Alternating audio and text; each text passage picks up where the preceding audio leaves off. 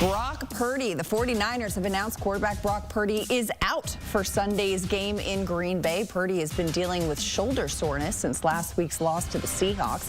And after an MRI earlier this week, did not practice Friday and was officially ruled out Friday afternoon.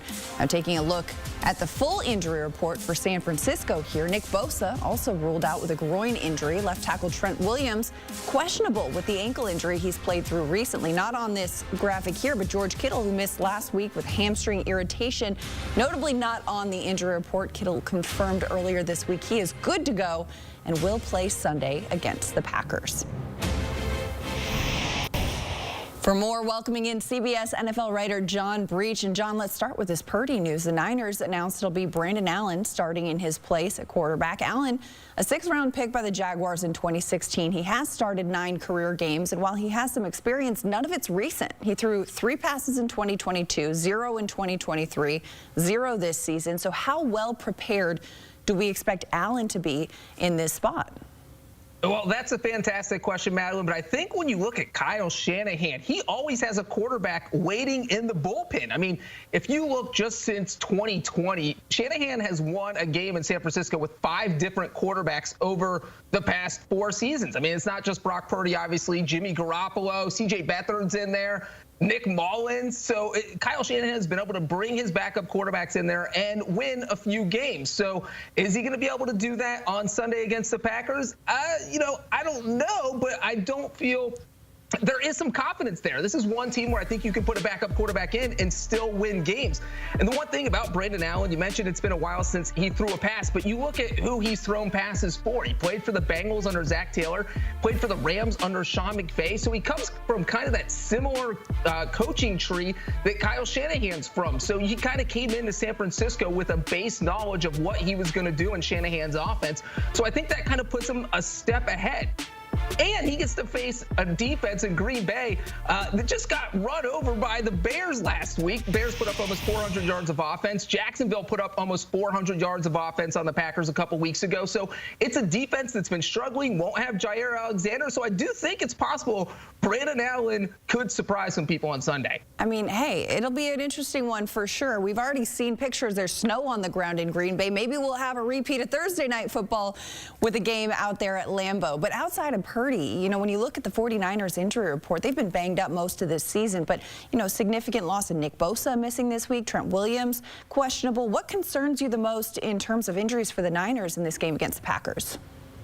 I would say that Trent Williams being questionable. Obviously, Nick Bosa being out is huge. You lose your top sack guy. You put a lot of pressure on guys like Leonard Floyd and Malik Collins to really generate that pressure and get the Jordan Love. But Trent Williams, because if he doesn't play, your starting left tackle is out when you have a backup quarterback playing. That's a huge problem. So I think the 49ers are going to be keeping their fingers crossed that Trent Williams can be on the field because he's such a key part. He's an all-pro offensive lineman, one of the best to ever play the game. So that's a guy you absolutely want to have out there when you're forced to start your backup quarterback. Well, another quarterback news, big news coming out of New York. 6 years into his career as a starting quarterback for the New York Giants, the Giants have released Daniel Jones. Now, the move comes days after the team announced the decision to bench Jones in favor of second-year quarterback Tommy DeVito, with Drew Lock remaining the backup.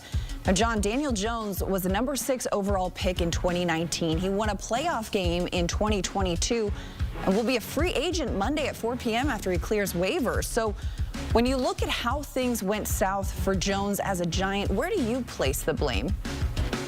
I would have to say, can I put it all on the front office? I'm going to put about 85% of it on the Giants front office. As you mentioned, he's the 6th overall pick back in 2019. I looked back and looked at Pete Prisco's grade from that. He gave the Giants a D, and I think that was kind of the general consensus that the Giants selected Daniel Jones too high. When you're a top 10 pick, that puts a lot of pressure on you to succeed, especially when you are a top 10 pick who is a quarterback. So right out of the gate, you have a pressure that maybe Daniel Jones wasn't prepared for because he probably shouldn't have been picked that high anyway. Then you're stuck with the front office that leaves you kind of unprotected. The offensive line was never great while he was there. They never really went out and got any great pass catchers until this year with Malik Neighbors, but that was kind of too little, too late. And then you look at Saquon Barkley, he was carrying the offense, but he missed almost 30 games due to injuries during his 5 seasons with Daniel Jones. So there was just always some issue. It was almost like he was set up to fail. Yes, he does have that one playoff game, but it was just tough sledding for Daniel Jones. So I put a lot of it on the front office, a little bit on Brian Dable, a little bit on Daniel Jones, but mainly the Giants front office. Well, you mentioned being under pressure, too. That offensive line was tough for Daniel Jones's career. I mean, Andrew Luck retired early for the amount of pressure he was taking. 174 sacks in 86 games. Daniel Jones sacked 208 times in just 70 games. Not a great formula for success right there. But, you know, now that he's been waived, the Giants will take on $47.1 million in dead money this year and $22.2 million in 2025. But by releasing DJ, the Giants free up $19.4 million in cap space next year. So when you look ahead at the future, yes, there are still 7 games to be played this season. But what is next for both sides, the Giants and Daniel Jones?